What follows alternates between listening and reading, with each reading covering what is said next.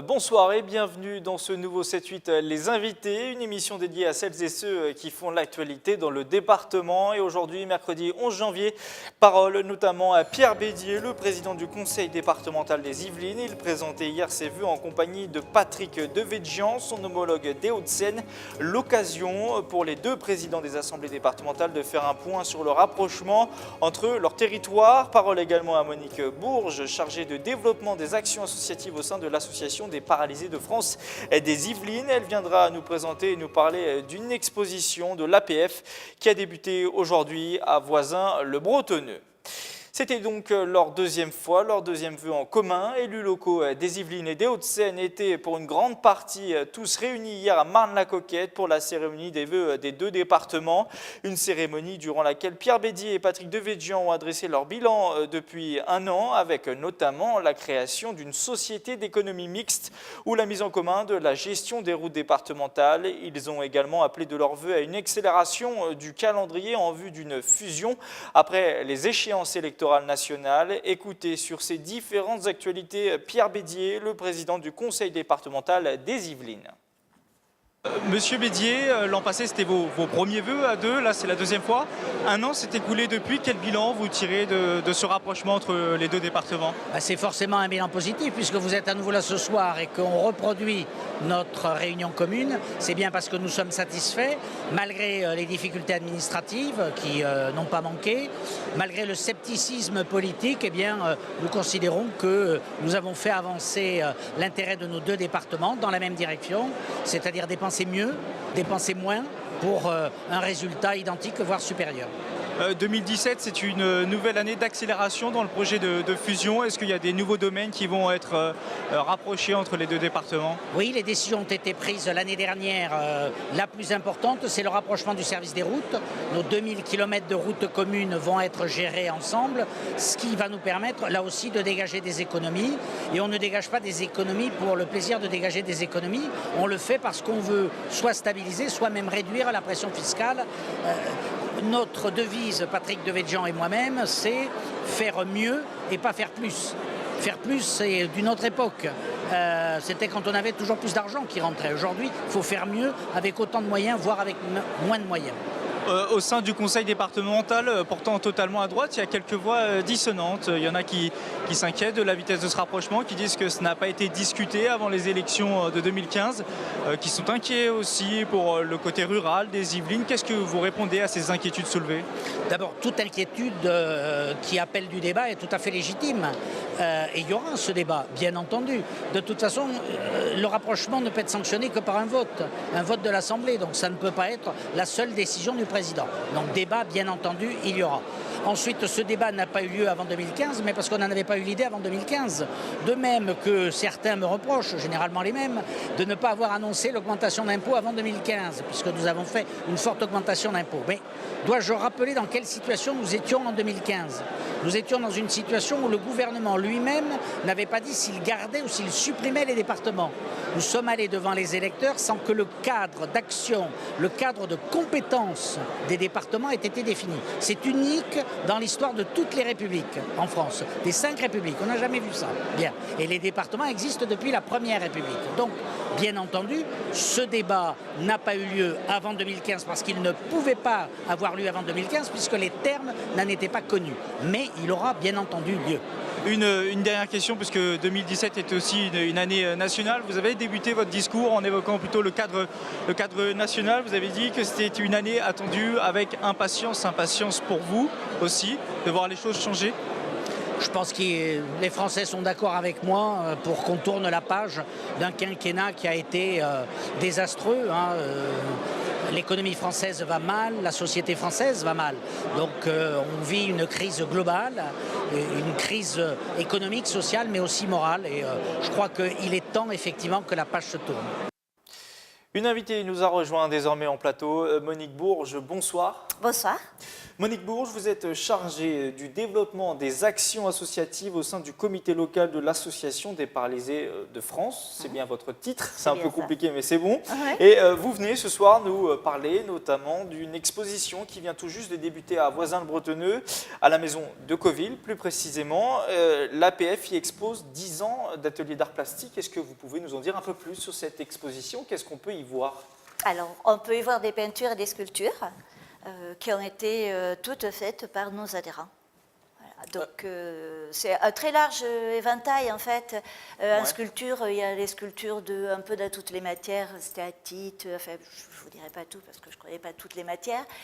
Peinture, c'est aussi un petit peu, il y a des aquarelles, il y a des peintures à l'huile, voilà, il y a toutes sortes de choses. Alors, en termes pratiques, cette exposition dure jusqu'au 15 janvier, c'est ça? Jusqu'à dimanche soir, oui. Jusqu'à dimanche soir. Les œuvres, vous disiez, qui sont toutes exposées, il y en a à peu près une trentaine, si je ne dis pas de bêtises. Oui. Elles sont du coup toute l'œuvre de membres de l'association. C'est le vrai travail, on va dire, des membres de l'APF. C'est le travail des membres de l'APF, oui, tout à fait. On retrouve aussi des œuvres d'anciens membres, c'est ça? Oui. On a fait appel aux anciens, justement, parce que ça fait 10 ans. Donc, en 10 ans, il est passé beaucoup de monde. Donc, c'était toujours agréable de les associer. Oui, 10 ans, ça doit rappeler des souvenirs nostalgiques un petit peu. On revoit des anciens qu'on ne revoyait plus. C'est sympa. Pour les personnes qui sont exposées en ce moment à Voisins-le-Bretonneux, c'est une fierté pour elles, justement, d'être exposées. Ça doit, j'imagine, les rendre fiers. Ça les gratifie, quand même, quelque part. Oui, c'est important. Il y a une volonté aussi dans cette exposition de montrer aux gens que personnes handicapées ou valides, il n'y a pas de frontières pour l'expression artistique, peu importe. Tout à fait. Tout à fait. En fait, l'art, voilà, c'est accessible à tout le monde, et qu'on soit handicapé ou pas, voilà, chacun peut s'exprimer à sa façon. L'art, c'est une façon de s'exprimer, en fait. Et pour nos adhérents, c'est quand même quelque chose de très, très important, parce que ça leur permet de s'affirmer, de mettre sur la toile tout ce qu'ils ont envie de dire, peut-être, voilà. C'est une expression, en fait. En s'exprimant justement du côté artistique, est-ce qu'on voit les gens évoluer, les membres de l'association, on les voit se libérer, prendre confiance en eux?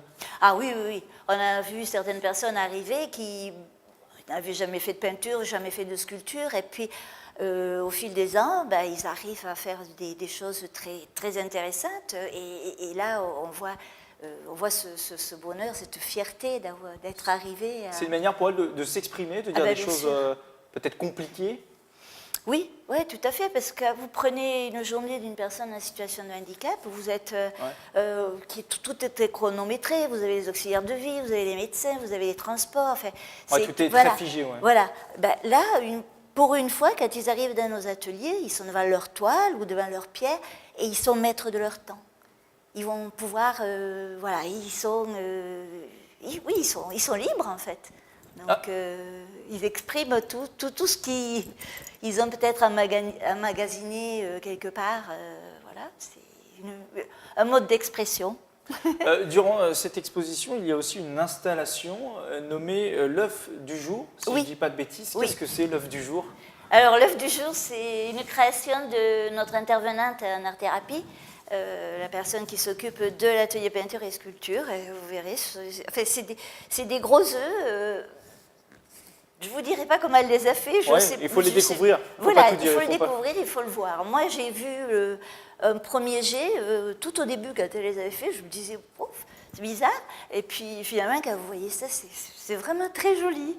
C'est vraiment à voir. Plus généralement, on va parler maintenant du calendrier, peut-être de l'Association des paralysés de France, des Yvelines. Tout au long de l'année, évidemment, vous proposez plein d'ateliers, plein de rendez-vous, plein de rencontres, et notamment pour les jeunes, il y a un groupe jeune qui organise de nombreuses activités. Est-ce que vous pouvez nous en parler?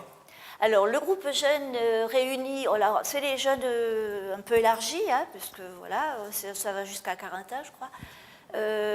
Ils se réunissent tous les mois. Alors, un mois sur deux, c'est une réunion, et l'autre mois, c'est une sortie. Donc, ils vont un petit peu partout. Donc, voilà, c'est une façon de se retrouver entre jeunes, entre personnes qui ont les mêmes préoccupations, les mêmes désirs. Parmi les activités à venir aussi, il y a un thé dansant à la fin du mois de février. Oui. Alors le 26 février, C'est ouvert à tout le monde, j'imagine. ouvert à tout le monde, à la maison de quartier de Porchefontaine à Versailles. Donc c'est un thé dansant qui est. On peut venir donc, danser, faire une bonne action, puisque ça aide, Voilà, ça vous aide tout vous à aussi à fait, financer oui. peut-être des projets. Ben oui. Toutes les actions que l'on fait sont destinées à pouvoir financer les projets, notamment les ateliers, parce que bon, malgré tout, ça coûte. Ça ne se fait pas comme ça. Donc, voilà. On peut venir danser, s'amuser, faire une bonne action. Voilà, manger aussi, puisqu'il va y avoir des gâteaux. C'est important des de manger, boissons. hein, surtout quand on danse. Surtout, oui. Sur votre site internet, on peut voir aussi qu'un concert est donné au profit de l'APF. Ça sera courant avril. Donc là, on est un peu plus loin dans le calendrier, mais on peut en parler pour que les gens puissent se renseigner. De mémoire, c'est le 8 avril. Oui, à Guyancourt. Voilà, à Guyancourt, dans une maison de quartier également. Je ne me souviens plus le nom. Pas très bien. Ouais, il y a un mais site bon, internet, on peut le voir sur notre site. Voilà. l'apf.asso.fr. Voilà, tout à fait. Et donc c'est donné par le concert est donné par un orchestre, comment on appelle ça, l'orchestre de Jusier. Donc ce sont qui font ça bénévolement, donc à notre faveur. Alors pour terminer cet entretien, je vais parler avec vous peut-être d'un sujet un peu plus barbant, puisque 2017 est une année marquée par des enjeux politiques importants, vous le savez forcément. Oui. Votre association se montre d'ailleurs très active sur le sujet, forte de propositions. Vous attendez quoi, vous, de l'élection présidentielle? Vous attendez que de voir ce que les candidats vont proposer, de aussi mettre vos propositions sur la table? Je pense nos propositions seront mises sur la table, puisque nous, notre combat, il est de tous les jours. Hein. On ne va pas arrêter parce que c'est les élections présidentielles. Je veux dire, nous, notre combat, c'est essentiellement l'accessibilité, l'égalité des droits. Moi, j'allais vous dire quelles sont les priorités justement aujourd'hui pour les personnes en situation de handicap. Alors, j'imagine qu'elles sont nombreuses, on ne peut pas faire une sélection, mais s'il y a vraiment peut-être quelques sujets, quelques priorités qui sont selon vous urgentes pour des gens qui vivent en France aujourd'hui en 2017. C'est l'égalité des droits. C'est l'égalité des droits, que ce soit le droit au travail, le droit à choisir son mode de vie, son lieu d'habitation.